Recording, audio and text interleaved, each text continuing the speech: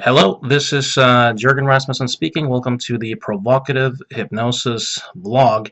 This one is titled Compassionate Psychopaths, Cruelty, Empathy, and the Implications for Hypnotherapy, Psychotherapy, and Coaching. It's quite a handful for a title. Anyways, in many ways, this is a attempt at a clarification and a follow-up to the previous vlog that I made, which was titled Empathy is a Big Mistake.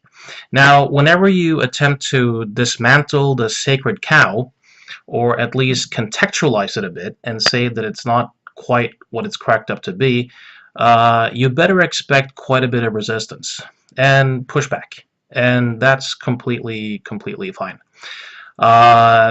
Some of the pushback are people who more or less get the points that I'm arguing and they disagree partially or fully, which is fine. You know, that is the basis for a constructive conversation.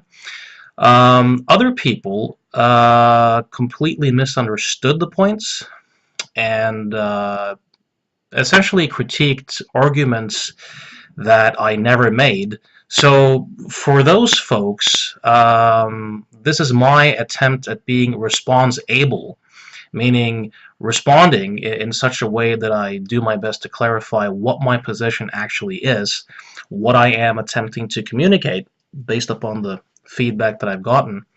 And then you have a latter group who essentially are quite rude and resort to a bunch of personal attacks, or attempted personal attacks. I don't really take it personally, in the name of empathy, and I don't have that much hope for reaching those. But anyways, you know, let's give this a shot. First of all, I did this in the last vlog too, but I think it would be useful if I got even more specific about the terms. So when I say that empathy is a big mistake, I contextualize it to coaching, psychotherapy, and hypnotherapy, NLP, for the most part. I think it is a big mistake in those contexts. I also talked a little bit about politics and how I think it's a poor guide for morality. When I use the term empathy here, I am referring to what a lot of people call warm empathy, meaning the activity of attempting to feel what the other person is feeling, stepping into the other person's shoes and doing your best to kind of discover what it's like to feel what the other person is feeling. That's the type of empathy that I am, for the most part, critiquing. So feeling what the other person's feeling. Of course, you're never doing that. You're feeling your own feelings, which is one of the arguments that I made in the previous vlog.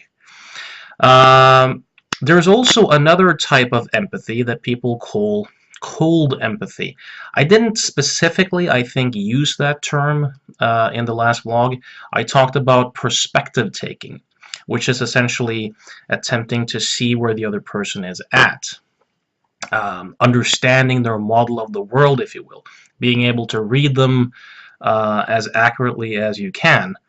Now, this type of empathy is somewhat less problematic. I mean, you need it to be functional, but my argument is also that it's something you better reduce in therapy and coaching, and that there's a lot of traps in attempting to do the mental acrobatics associated with perspective taking, and that you can achieve the same benefits in other ways that don't have as many of the risks. Now, when I use the term compassion, I am talking about wanting to help the other person be free of suffering. And if the compassion is strong, it's likely going to be followed up by some direct action. So these are the terms, and this is the context. Now, let's start with what's called therapy and coaching.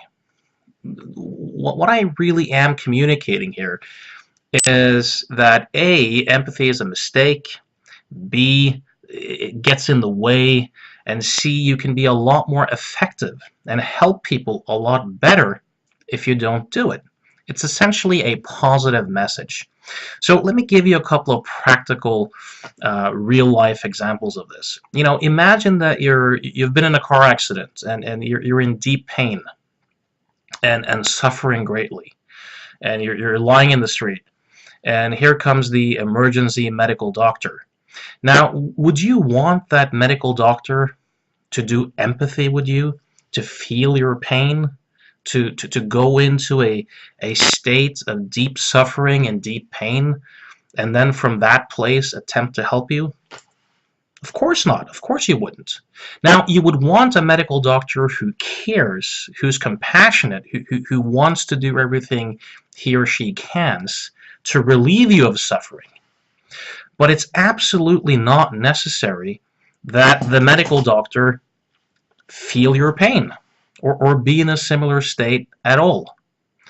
You know, so many people when responding to this blog have said, well, you know, if you don't do empathy, you're a moral monster. You know, empathy is the basis of virtue. But think about it. If you're out walking about doing your Christmas shopping and you see an old lady, you know, with her bags, you know, struggling with her balance on the ice, you walk over, you assist her, and help her get her stuff into the car. You don't have to feel the sense of helplessness or the sense of fear that she's feeling as she's walking on the ice at all.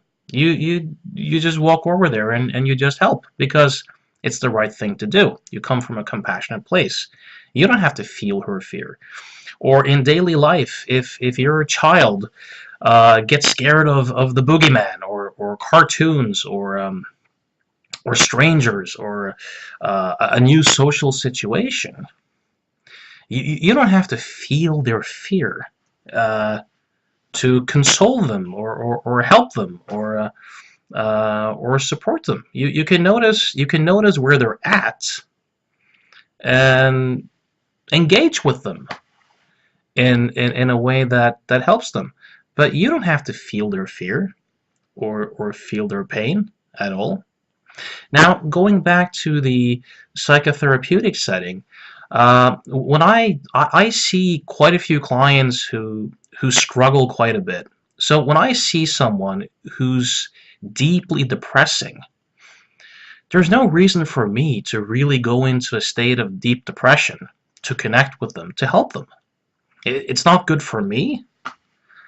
If they want to change, that's not what they want. I'll be in a way less resourceful place to help them.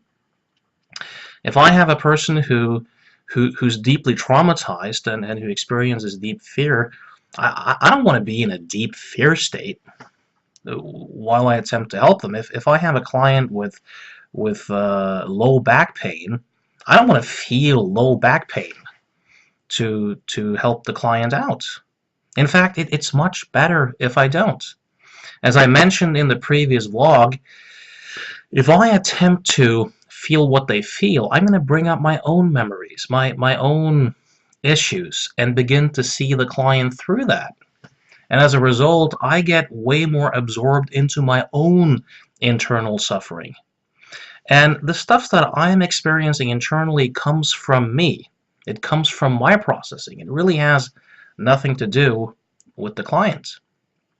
So doing empathy in that context really results in me doing an extra job, attempting to help them and dealing with my own distress at the same time. Now, if you don't do that at all, you're completely free to be present with your client. You can have a deep connection. You can be attuned. You can be in a flow state. You can come from a compassionate place. So when I work with people who deeply struggle, I don't feel their pain. I don't feel their fear. I don't have to. I can watch their facial expressions. I can watch their physiology. I can listen to their language. I can connect with them and help them. And a lot of my ability to do so and to not burn out, you know, after 2 decades of doing this work, I've seen a lot of people in these professions burn out. And these are usually people who resort to empathy.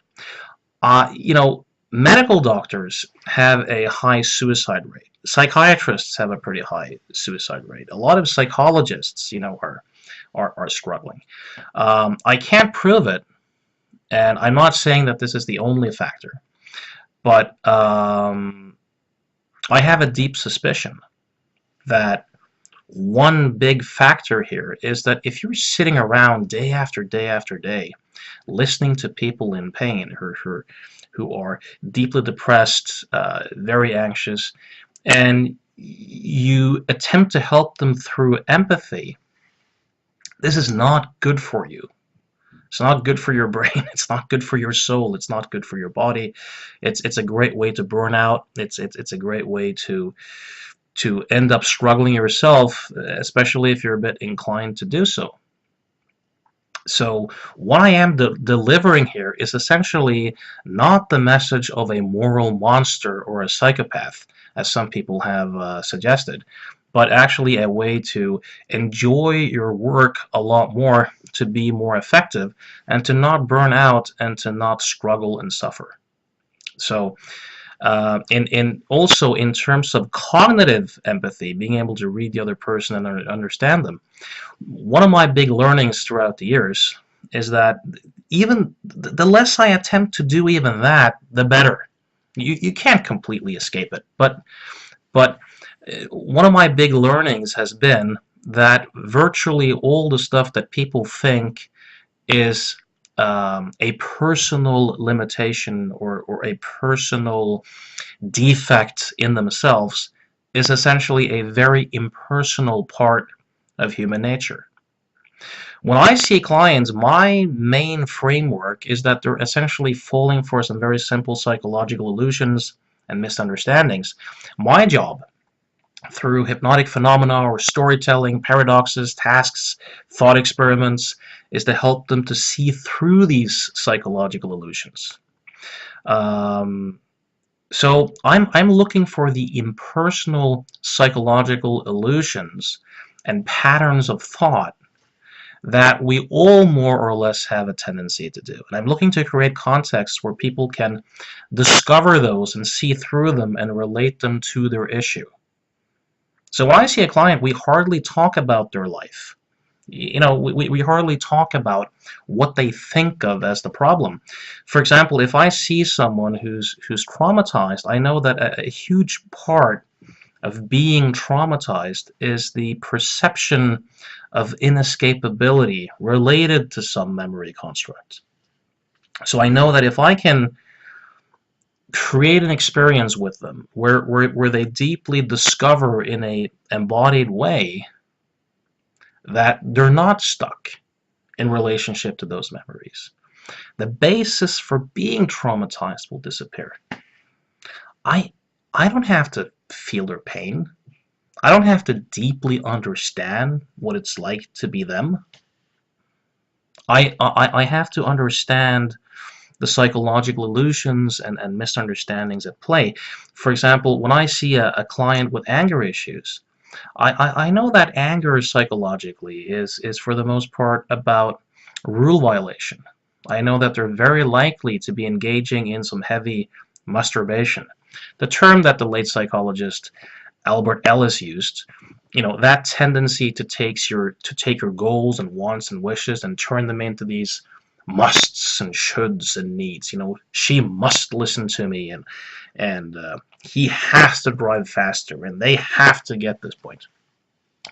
That tendency is almost always at play when someone has an anger issue. They don't know it. They don't know that they're seeing the world through those filters. But when I help them discover it and see through that very innocent psychological misunderstanding, that there's a huge liberation for most of them, and a lot more choice in terms of how to respond.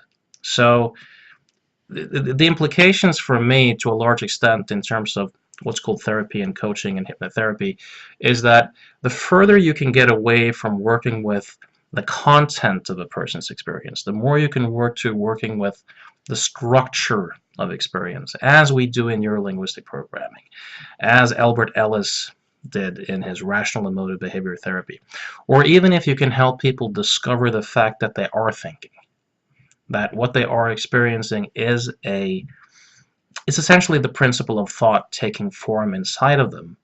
That really is the ultimate leverage point for helping people change, in my experience.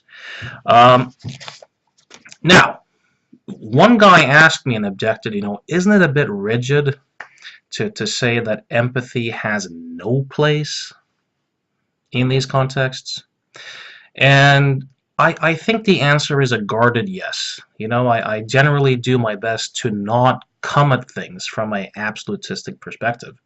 So for the case of flexibility, I'll offer some counterexamples. So one counterexample would be if the client had a deep conviction and was really rigid about, I need for someone else to feel my pain and to understand me at that level to make a change. Now, I don't think I've had such a client, but theoretically, if a person really felt that and really believed that, then I might, for pragmatic reasons, do empathy to connect with them. But they don't really need empathy, as my client said. They just really believe they do. So I might, go along with them.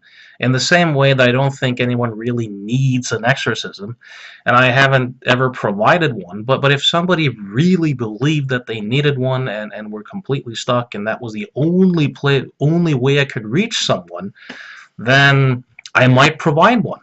I've done a lot of stunts with clients for those who have read my books. There are also some people. Let's see if I can find the name here. I made a couple of notes, which I'm unsuccessful at in the moment. There's a Zen master. I got this example from Chade Meng Tan's excellent book on meditation called The Joy of Happiness. I think his last name was Faral or something. A Zen master who helped people by, when they described their suffering, he would evoke his own suffering and really deeply go into that space, and then use his compassion skills, his self-compassion skills, to bring himself out of that place and describe it to the other person and kind of run the other person through it so that they had a model for how they could do that themselves.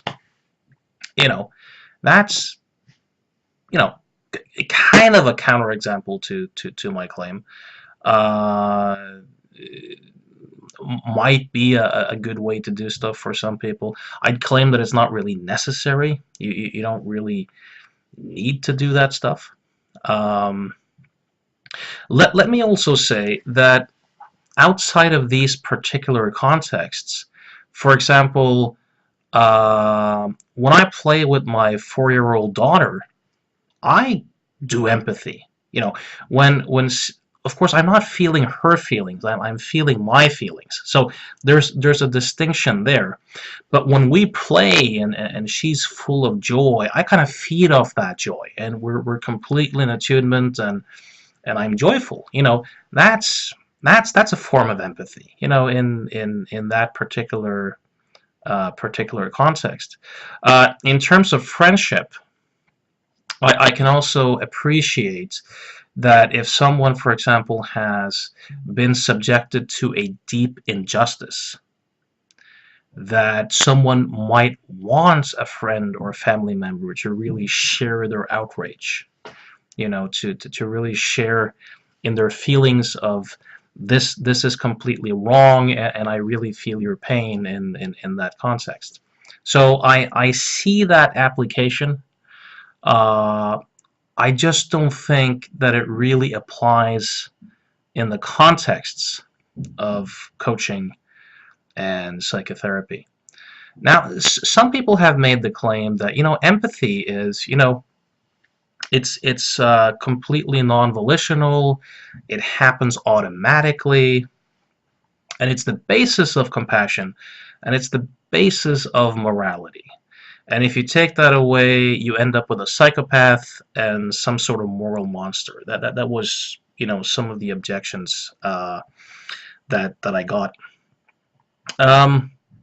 I mentioned a book in the last vlog that I hadn't read yet. I made the podcast before reading the book, but it's an excellent book that I recommend by Paul Bloom, which is titled Against Empathy.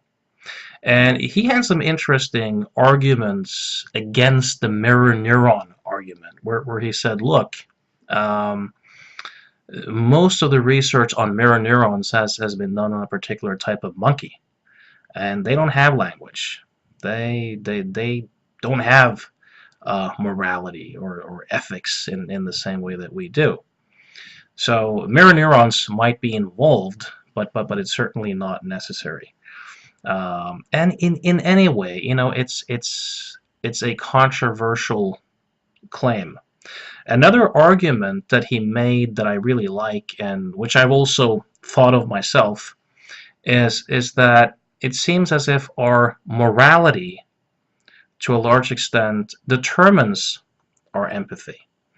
So there is an assessment there of, who's worth caring for, what's right, what's wrong, who's part of my in-group, who do I like. So, for example, if your sister was raped, you'd likely really feel empathy for that. But if I told you that Anders Breivik, the Norwegian mass murderer, had been raped in prison, you could have a lot of empathy, but I'm pretty sure that your empathic response would be pretty close to zero. There's some research been done where people are talked about, shown people who on video who have AIDS, and they're told that the person got it through a blood transfusion, no fault of their own. And when this happens, people have a tendency to have a strong empathic response. But when they're told that this was a drug addict, and they get the sense that this is something the person essentially brought on themselves, that empathic response is often not there, or non-existent. So empathy doesn't seem to be that automatic in many ways. Now, I'd like to make a distinction here too, that for me was kind of obvious, but for a lot of people didn't seem to be. There's a difference between not having the capacity for empathy as a human being at all, and not using that capacity in a certain context. So it's the latter I'm pretty much talking about. I'm talking about particular contexts where I think it's a mistake. I don't think it's a mistake when playing with my daughter. I think it's a mistake when seeing a client. The fact that you don't use empathy in a particular context doesn't imply that you don't have it at all as a human being. There's a distinction to be made there, even if the experience of it is completely non-voluntary. I'll give an example of this. I can set an intent to wake up at a certain time in the morning, and almost always I'll beat the alarm clock.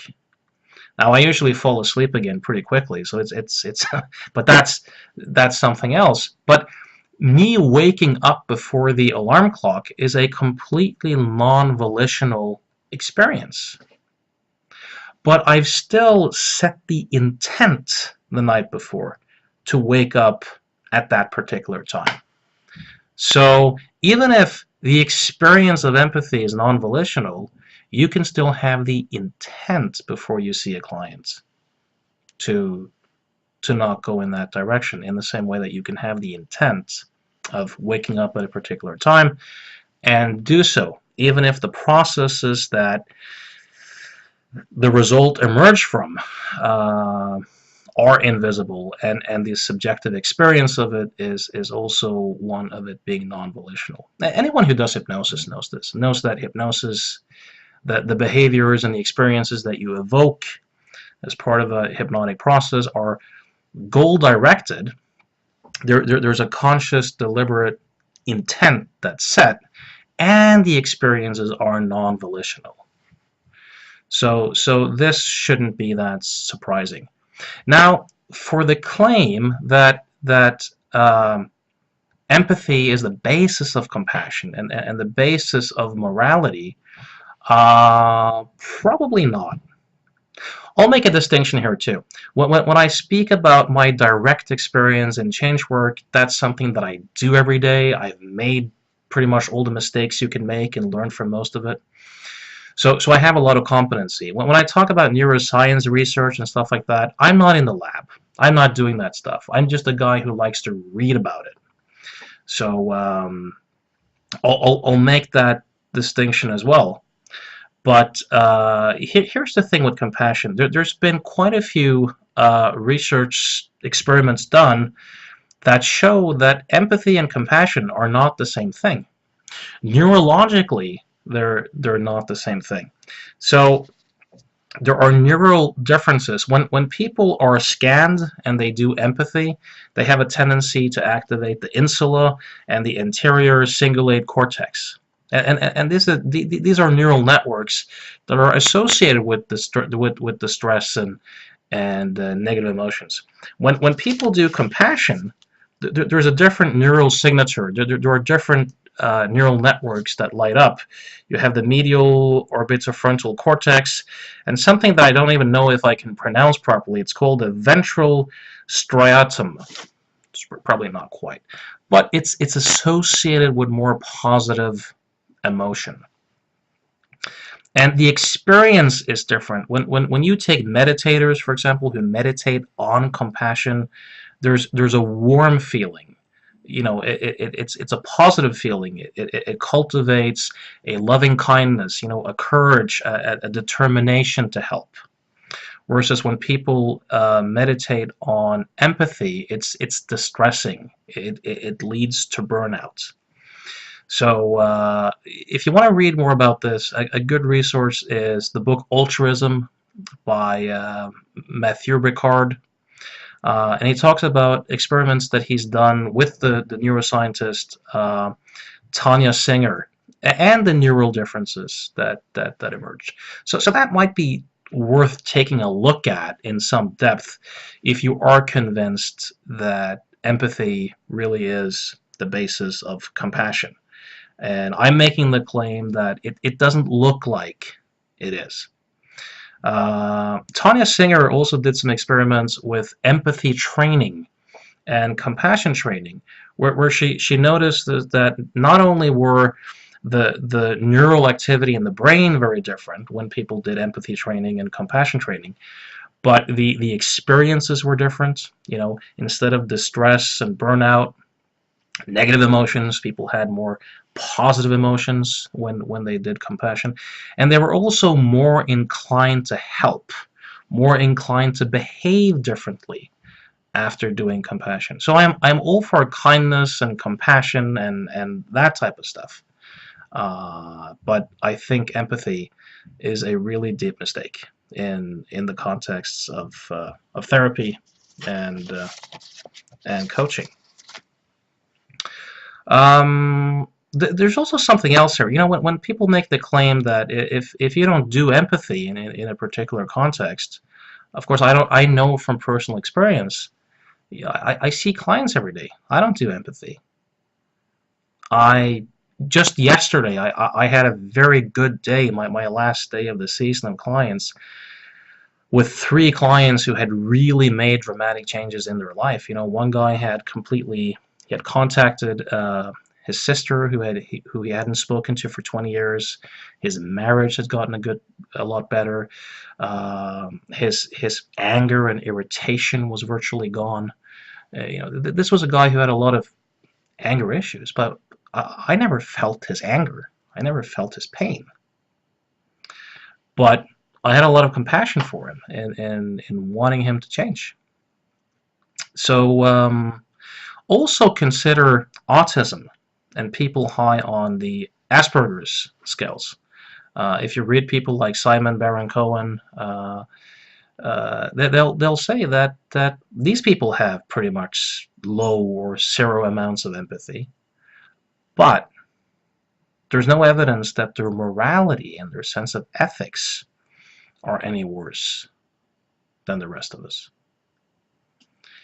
So that is really something to consider too. Now, for the psychopath argument, some people who listened to this the last vlog essentially said that you're arguing for psychopathy, or you even have to be a psychopath yourself to make these claims. Now let's look at that claim. Let's look at that claim carefully. Now, if you look at psychopathy, you're talking about interpersonal factors such as glibness, superficial charm, lying, being very manipulative, doing pathological lying. That's one aspect of it. You have the affective part of it, which is essentially no guilt, no empathy, shallow affect, constant failure to take responsibility for your own actions. You have the lifestyle aspect of it, which is the parasitic, irresponsible aspects. And then you have a fourth one, which is the more what you could call antisocial part of the quadrant, and that is poor behavioral controls, juvenile delinquency, criminal versatility, breaking parole, that type of stuff.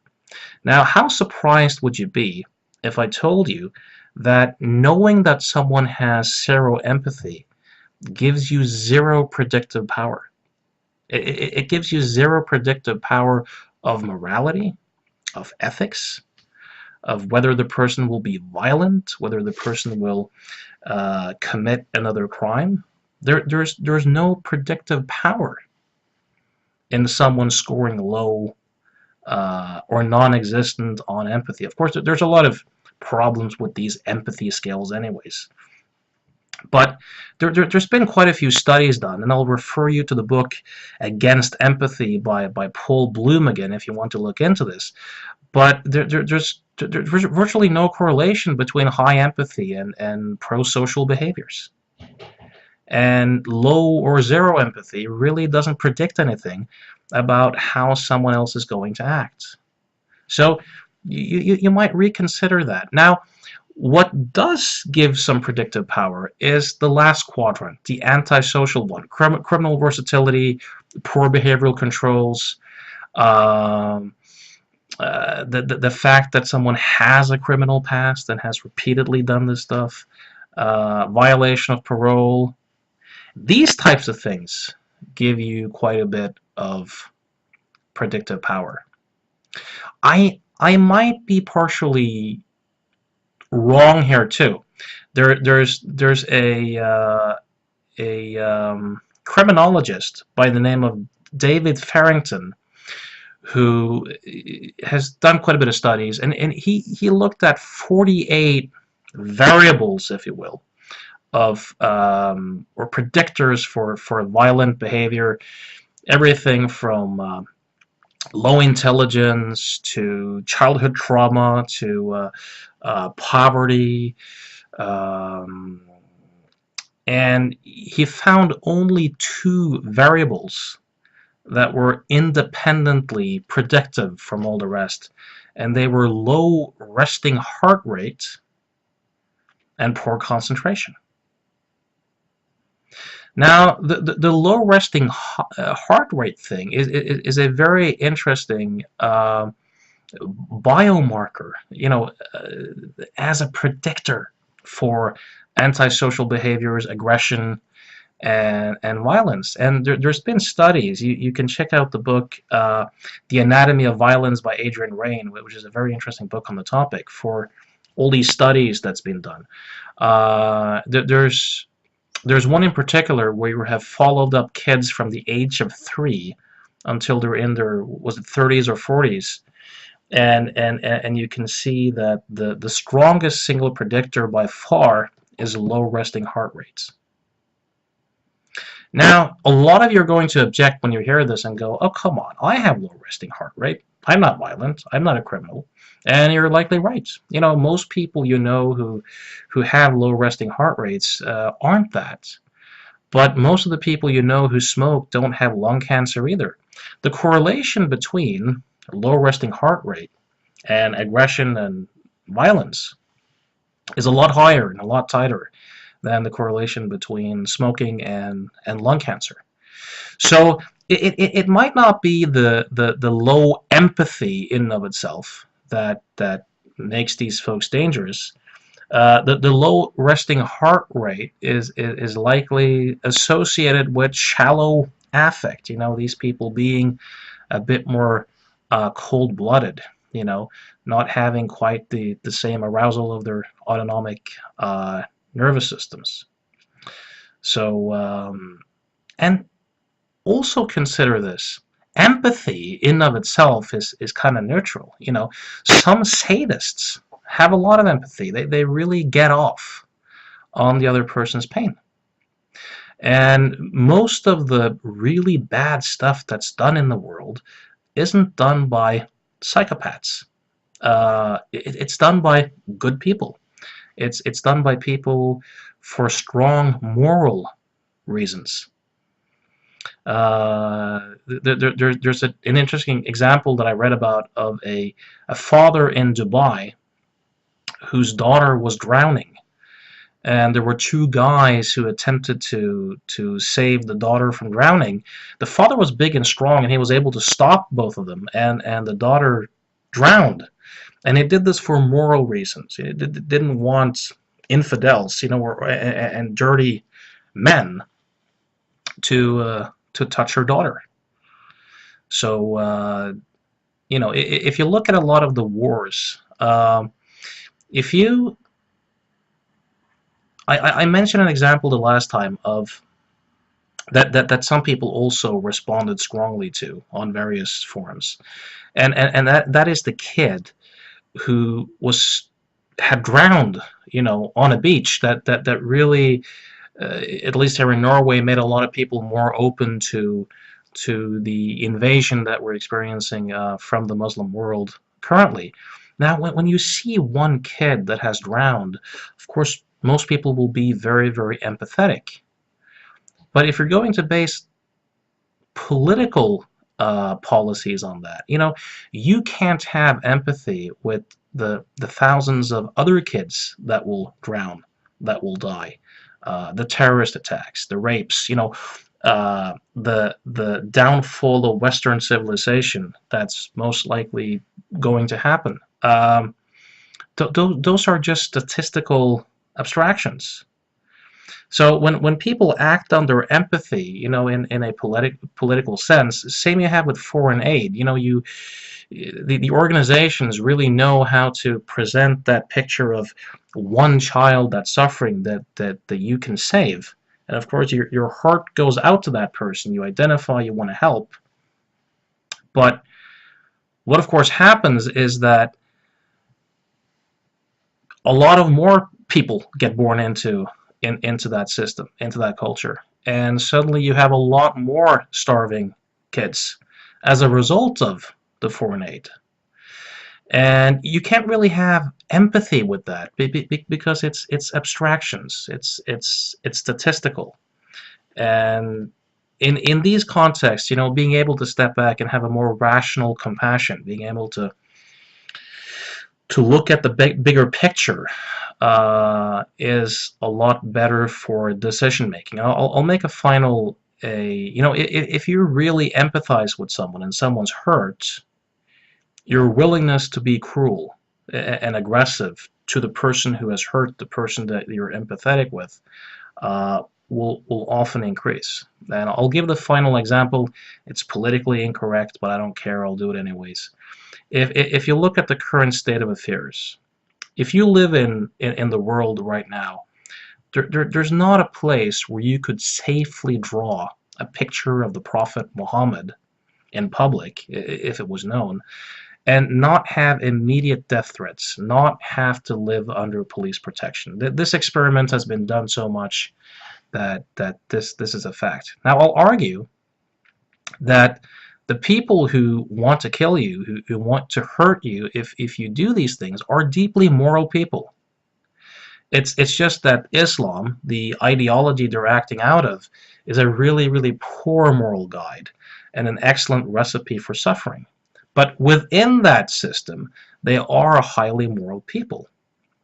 You know, so if they really identify with the Prophet, with the hurt and the pain, the degradation that you're insulting the Prophet, if that's where their empathy lies, and you're a kafir, you're a non-believer, you're the guy who did the drawings, the willingness to act with aggression and cruelty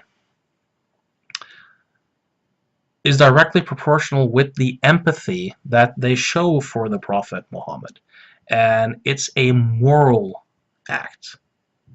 And of course, by having ideologies, you know, religion, and today especially Islam, that are such poor moral guides, you can get otherwise good people to act in ways that only a psychopath would act, hadn't they had such a horrible sense of morality to be acting out of. So anyways, that's it for this vlog. If you have any thoughts, objections, you know, feel free to post them, and may you have a wonderful Christmas. Thanks.